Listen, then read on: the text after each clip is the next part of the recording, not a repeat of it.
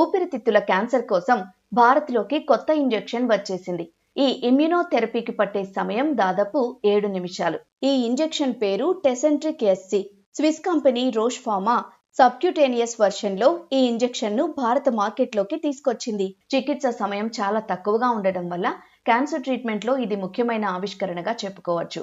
ఈ ఇంజెక్షన్ ఎలా పనిచేస్తుంది, ఎన్ని డోసులు అవసరం సహా మరిన్ని వివరాలు చూద్దాం. సాధారణంగా క్యాన్సర్ ఇమ్యునోథెరపీ చికిత్సను IV డ్రిప్ ద్వారా వైద్యులు చేస్తారు. ఈ ప్రక్రియ పూర్తవడానికి గంట నుంచి కొన్ని గంటల వరకు సమయం పడుతుంది. చికిత్స కోసం రోగులు ఆసుపత్రిలో ఎక్కువసేపు ఉండాల్సి వస్తుంది. కానీ కొత్తగా వచ్చిన ఈ ఇంజెక్షన్ను చర్మం కింద ఇస్తారు వైద్యులు. కేవలం 7 నిమిషాల్లోనే ఈ సబ్క్యూటేనియస్ ఇమ్యునోథెరపీ ప్రక్రియ ముగుస్తుంది. దీంతో రోగులకు సమయం ఆదా అవుతుంది. ఈ ఇంజెక్షన్లో అటెజెలిజుమాబ్ అనే డ్రగ్ ఉంటుంది. ఇది శరీరంలోని రోగనిరోధక శక్తిని మరింతగా బలపరుస్తుంది.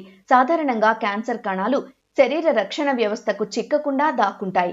కానీ ఈ ఇంజెక్షన్లోని ఔషధం ఆ ప్రక్రియను అడ్డుకుంటుంది. దీంతో శరీరంలోని రోగనిరోధక వ్యవస్థ క్యాన్సర్ కణాలను గుర్తించి వాటిపై దాడి చేయగలుగుతుంది. PD-L1ను బ్లాక్ చేస్తుంది. ఈ ఇంజెక్షన్ చికిత్స non small cell lung cancer రోగులకు ఎక్కువగా ఉపయోగపడుతుంది. భారత్లో ఊపిరితిత్తుల కేసుల్లో ఎక్కువ మంది ఇదే రకంతో బాధపడుతున్నారు. స్మోకింగ్, కాలుష్యం, రసాయనాల ప్రభావం వల్ల ఈ క్యాన్సర్ వచ్చే రిస్క్ అధికంగా ఉంటుంది. చాలా మందికి ఈ వ్యాధి చివరి దశలోనే బయటపడుతోంది.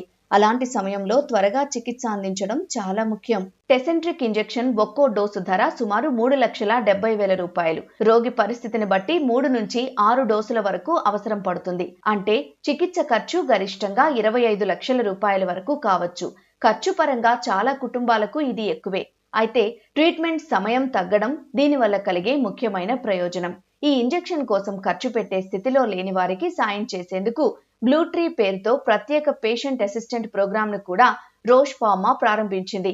అర్హులైన వారికి డిస్కౌంట్లు ఇవ్వడం, ఆర్థిక సహాయం చేయడం వంటివి ఈ ప్రోగ్రాం ద్వారా చేస్తుంది. ప్రభుత్వ ఆరోగ్య పథకాల ద్వారా రియంబర్స్మెంట్ కూడా లభించే ఛాన్స్ ఉంటుందని సంబంధిత వర్గాలు చెబుతున్నాయి.